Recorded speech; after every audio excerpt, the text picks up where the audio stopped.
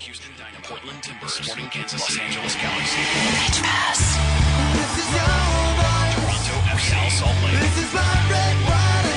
Chicago Fire, Columbus Crew, FC Dallas, New York Red Bulls. Pitch Pass, your all-access credential to the people that matter in MLS. Here's your host, Greg Roach. Welcome to Pitch Pass. We got a good one lined up, so I can't even.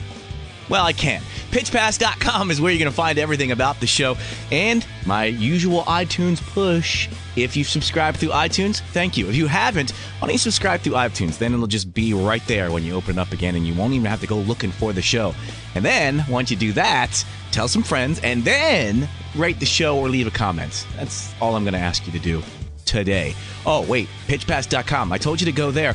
Sebastian Salazar just posted a really enlightening column on why the CONCACAF Champions League is actually hurting itself. Well, why CONCACAF is hurting the Champions League.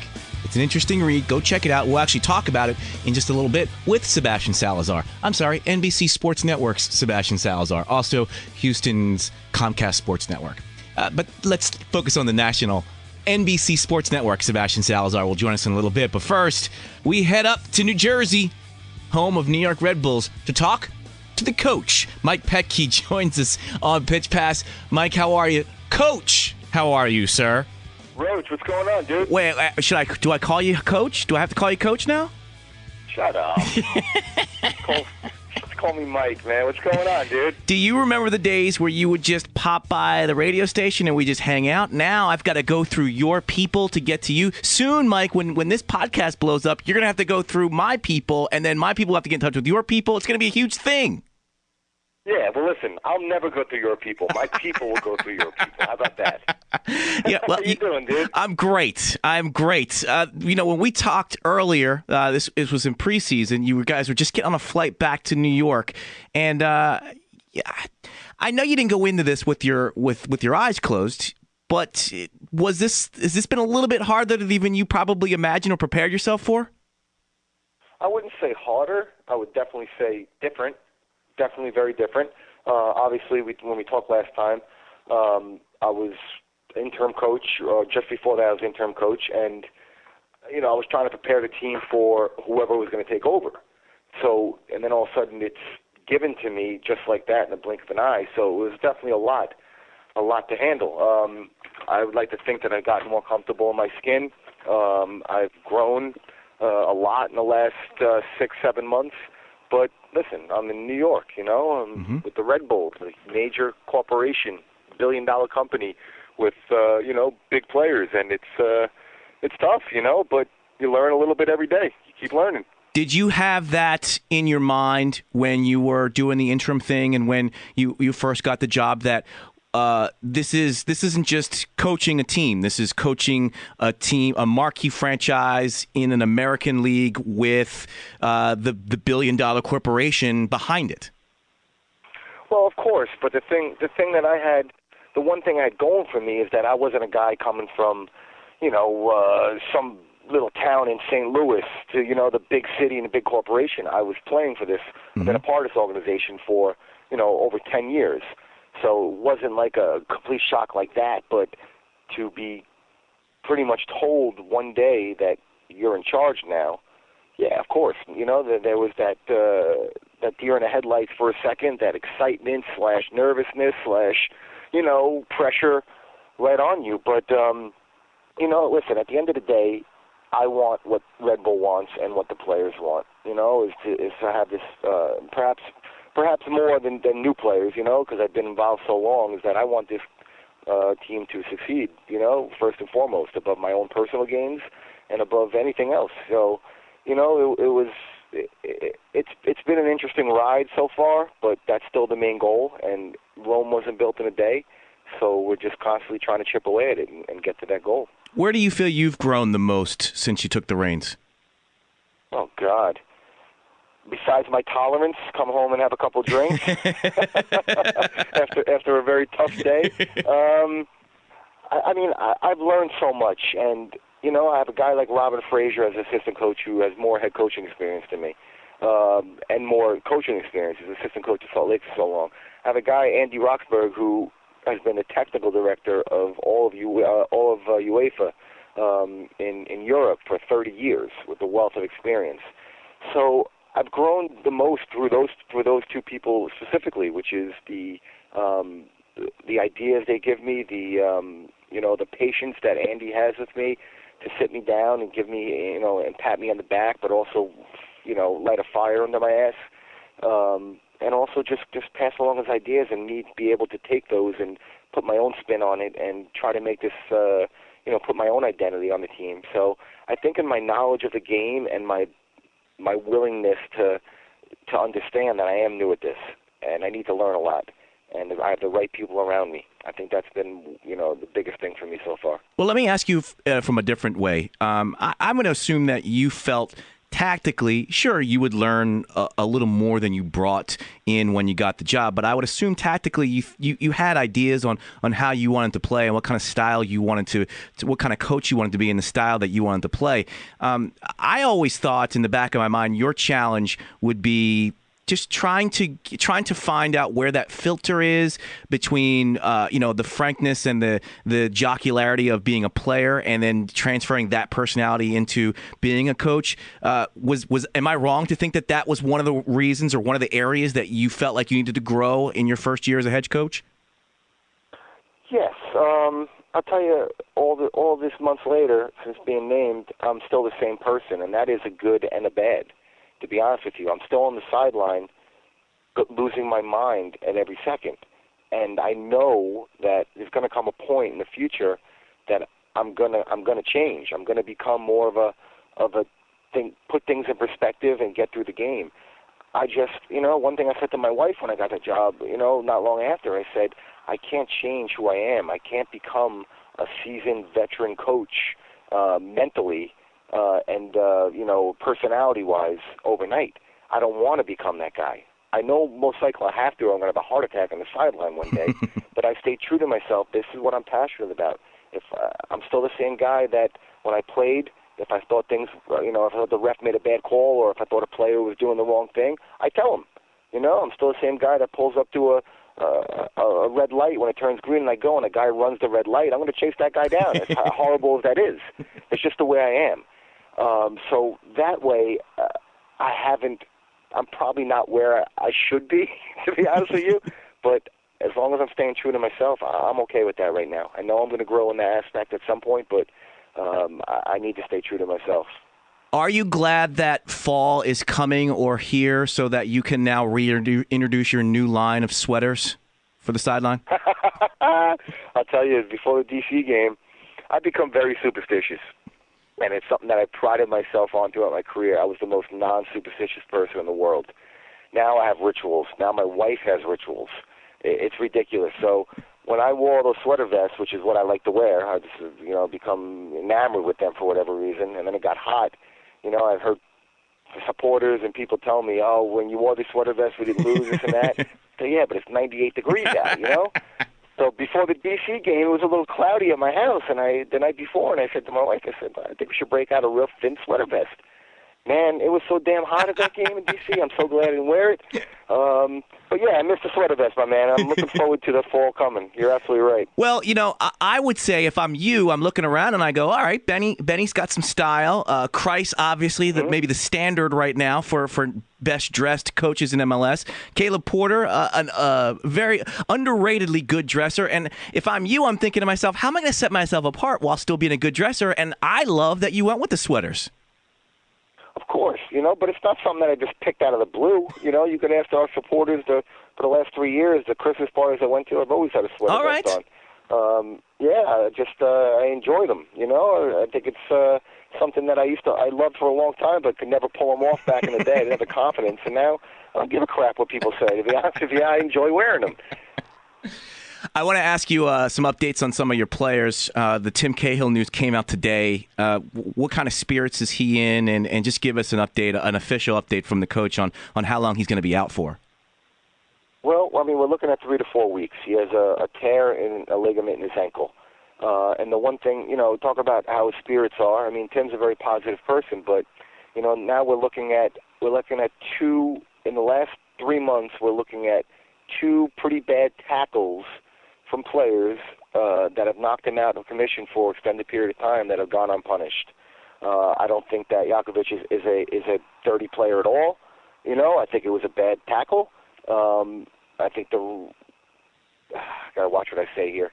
I think it's interesting that after the goal was scored, there was no going back to that play and either a warning or a card issued.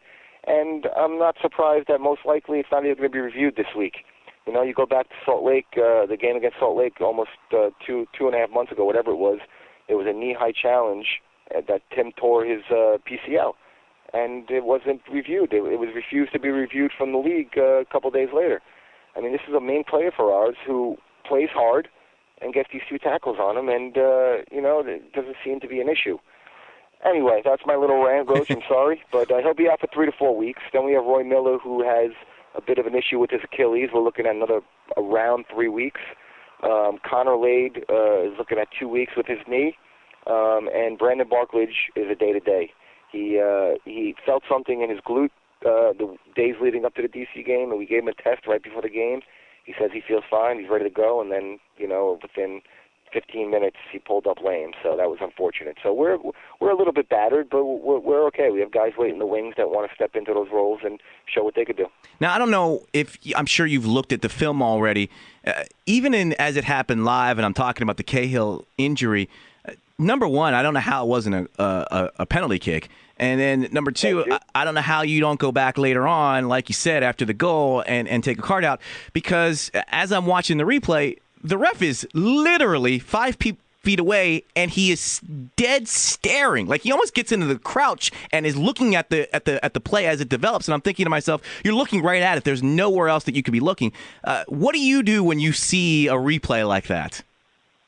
I mean, honestly, I lose my mind. In the moment, looking back on it, like I said, if he was playing the advantage because the ball did pop out to Lloyd Sam in the box, if he's playing the advantage and that was if he would have called a penalty kick, but he's playing the advantage, well, that obviously doesn't even make sense either.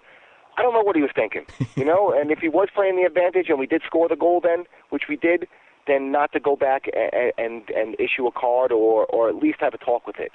But at the end of the day, I've learned my lesson. I'm not going to spout off, in the press conference about it. I was very irritated. I still am very irritated that we're losing him for this long, and not even a thought went across. Looked like not a thought went across the mind to call that PK.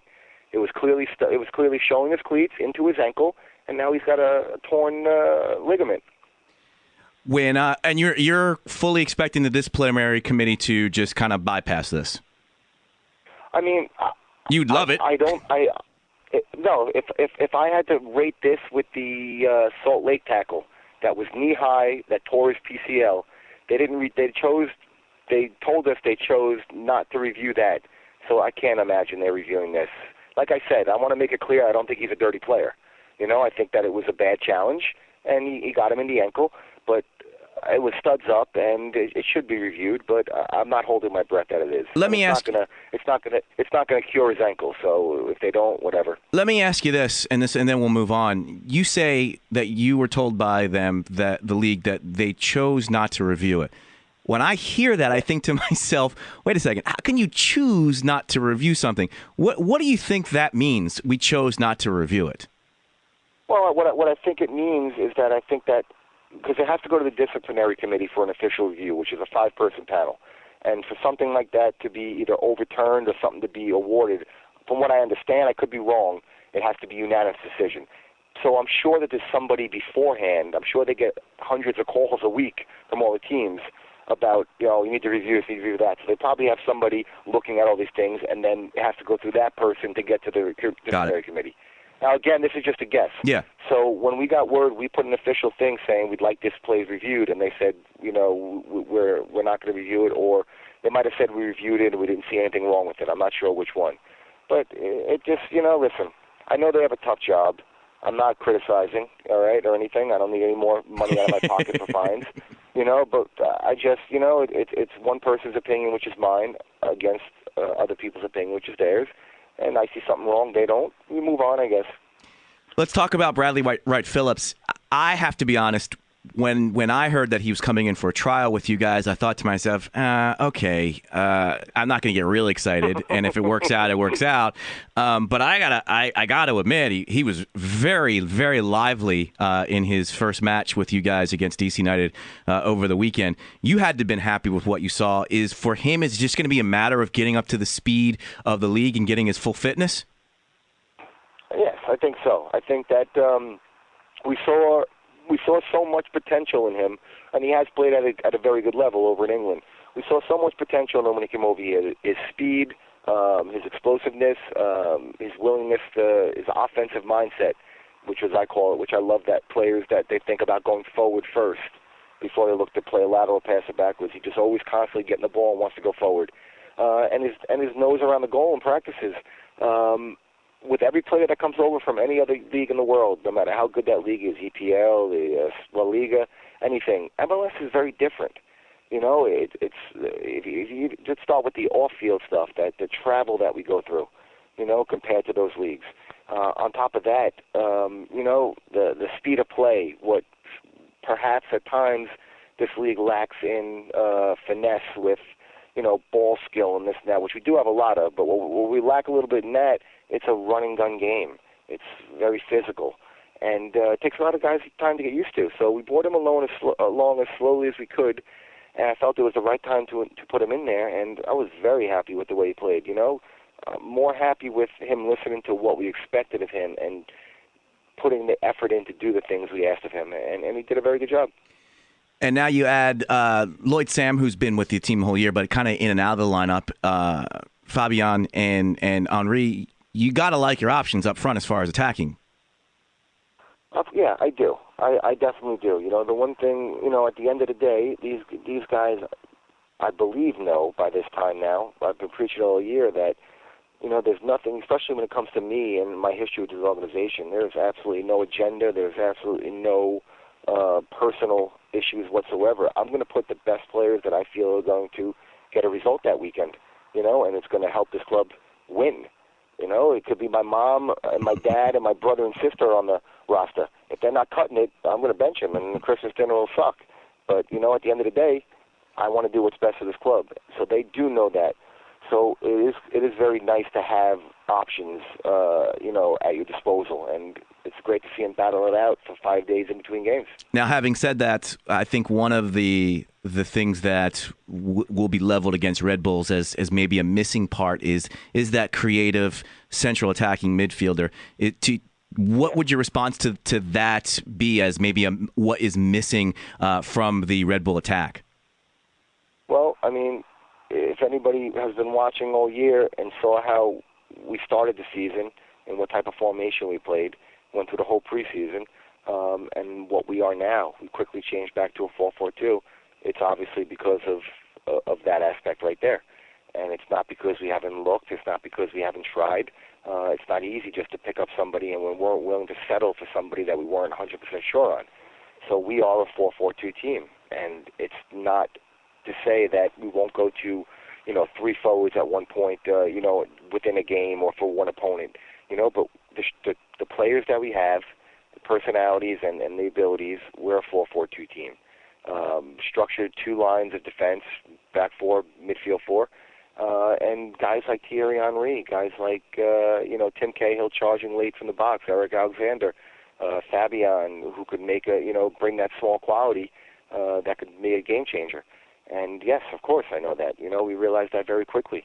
But you work with what you have, and I'm very happy with what I have. I love the guys on the team. They're all good in what they do.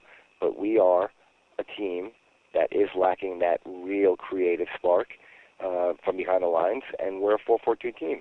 And that's why anybody who's been watching has seen Thierry Henry dropping back over the last 5-6 games behind the other forward to be that to pretty much be that creative force for us. It's worked out great at times. Other times it hasn't. So we are, we have options, and we're trying to move them around the best way we can. Henry dropping back, like you said, is that the ideal scenario for you, or is that something where you're doing out of necessity? A little bit of both. You know, I wouldn't use the word necessity. It's definitely not necessity. Anytime you have a guy like Thierry Henry who anybody can say anything they want about him. You know, he's whatever. I've read things about he's getting on in age. He's lost a step, which is all funny to me. But anytime you have someone like that who could change a game in the snap of a finger, you know, you want him with the ball to feet as much as possible.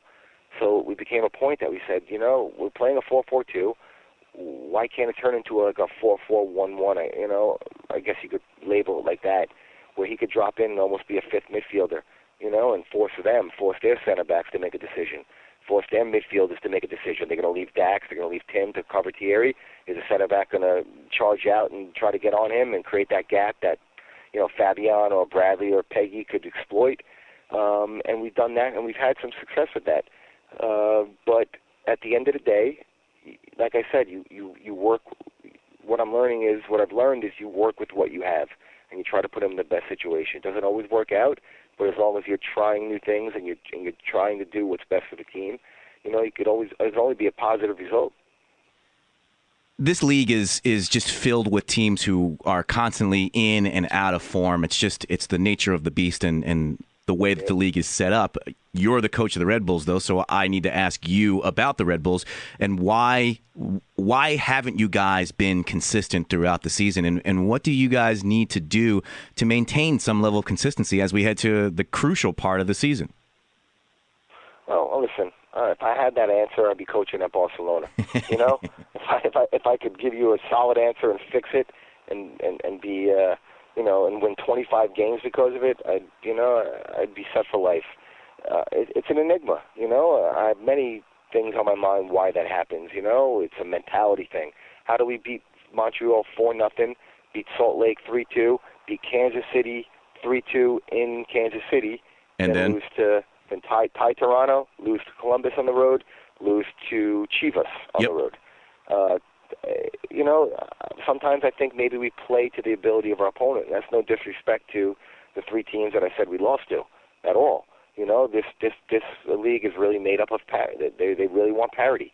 They want any given day any team could win, and I think they do a good job at creating that. But with the talent that we have, with the talent that certain teams have, to go into places and lose is mind-boggling at times, to be honest with you. And I've always taken blame for most of it. You know, I'm the coach. I have to prepare the team better. I have to go back after those, scratch my head, go back to the drawing board and find out what we did that week and what worked and what didn't work. And it's an enigma, to be honest with you. I don't have that answer. Mike, why do you and Thierry hate each other?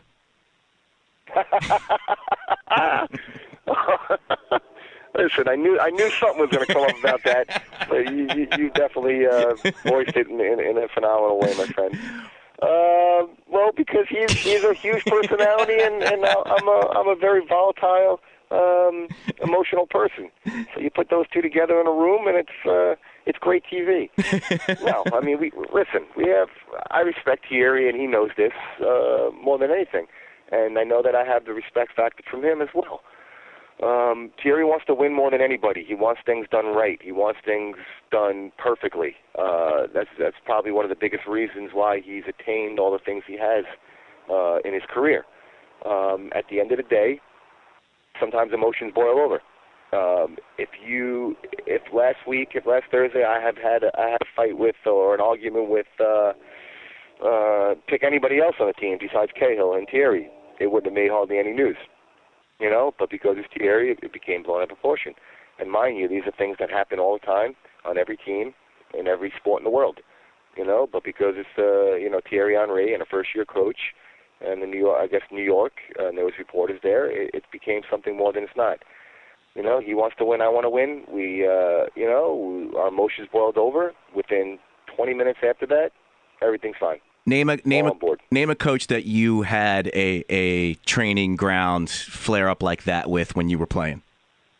That's different.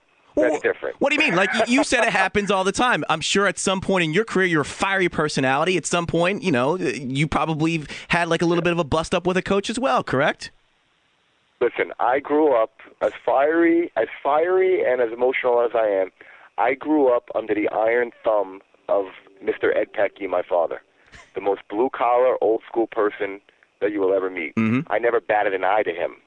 And from that right there, throughout my career, I always looked at my coaches as almost a father figure. So as angry as I've gotten in the past, and I never add anything in front of the team. I never lashed out at my coach. And I'm not saying it's a wrong thing to do. Sometimes you need some of that boiling point. It's so to ask me if I've ever clashed with somebody. The closest I probably came was Peter Novak at DC, and because he's very similar to my personality as well.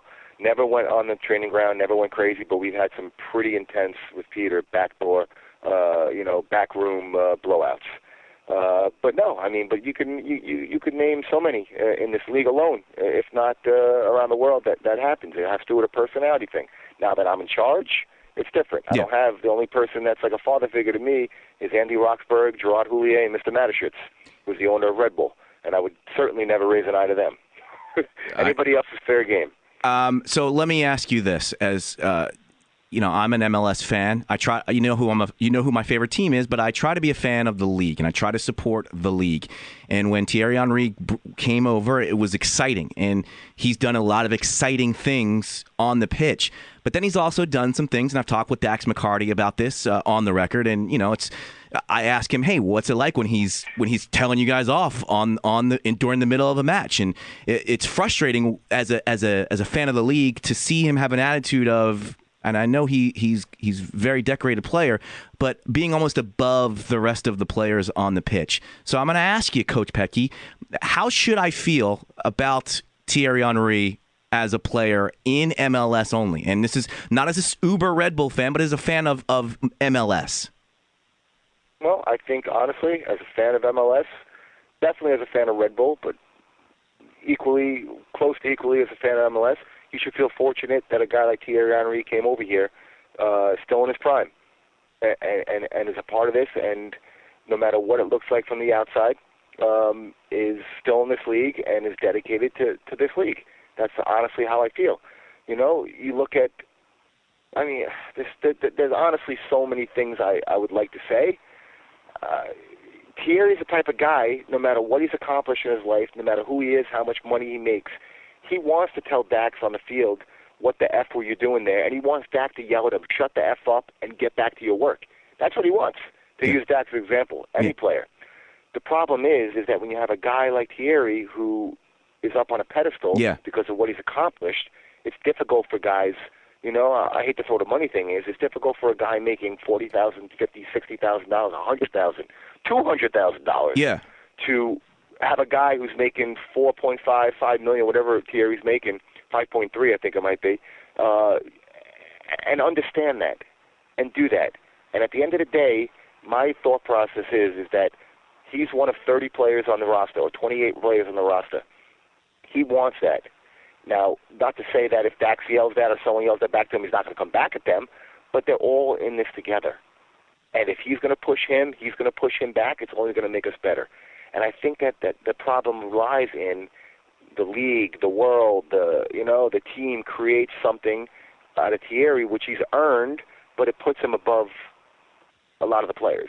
Well, look at how that uncomfortable. Look at how after every match, and you're privy to, you have a front row seat. There is a sprint from the other team to get to him to do the jersey swap. Oh, it blows my mind. It blows my mind. The only time I've traded jerseys in this league was for people that I played with, Pablo Mastroeni, Ben Olsen we changed jerseys with, guys like that. Or even take it a step further, guys that I've marked throughout my career. At the end of my career, Landon Donovan, I marked my whole career, Carlos Ruiz, players like that, or for an international game. It's crazy. Guys are almost talking about it beforehand, and that's what I'm talking about, that you have a player on a pedestal. Same thing with David Beckham. Same thing with Lothar Matthäus when he played here. Players like that they're on a bit of a pedestal, and I like to think that this league has come a lot farther, from those days, and it should be a little less of that. But I guess at the end of the day, a guy like Thierry who's won everything possible in the world, there is that allure, there is that appeal that he has to the other players. Speaking of bust-ups, at the end of the match on Saturday, was there any fear, any concern that you and Ben were going to have to roll up the sleeves and fight? Oh, that's a great question. Thank you. Ben came over to my office afterwards, and he gave me the heads up. He said, I want to let you know, I told the press that, if it got physical, that he would have whooped my butt, And it was funny. Listen, Ben's a dear friend of mine, He's a guy I played with. He's a guy I came in the league with. I've spent personal time with over the years with not only him and myself, but the families. And he's a guy I respect very much. And I know there's a mutual respect there as well. But once that whistle blows for 90 minutes, to go back, I made this reference before. If my mom or dad was coaching the other team, the gloves are off. Yeah. It's nothing personal. So in that moment, I took issue with something that happened, and he didn't see any issue with it at all. After the game, we laughed about it. He explained his side, I explained my side, and everything's great, But there's for sure many things Ben could do better in life than I can. Art, very good artist. Crack a joke, he's funnier than I am. So at times he's a better dresser than me. Listen, sitting down and having drinks with me or going toe-to-toe to fight with me, put your money on me, guys. I almost feel like you could do the old cartoon thing where you just put your hand on his head and he just swings because he can't reach you. That's what I feel like would happen. But the problem is, before it got physical, he'd make me laugh, and then he'd probably sucker punch me. That would be the problem right there. And Mike, I gotta tip my cap to you. I don't know if you knew that the cameras were on you. There was a hot mic around you. No obscenities during that exchange. Very well done, Mike. Well, listen, I usually see black or see red, I guess you could say, during those things, so I don't recall what I said. But I'm very shocked that you didn't hear an obscenity come out of my mouth. Well, Mike, very shocked. Mike, I appreciate it, man. I know we're doing this a little late, and I thank you for being so generous with your time. And hopefully we'll talk again at some point down the road, my friend. Roach, listen, man, anytime you want, buddy. I miss you, and I'm glad you're doing well down in D.C., my man. Appreciate it, man. Take it easy. Be good. That's the coach, Mike Petke, New York Red Bulls head coach. Did you know that? Okay, good.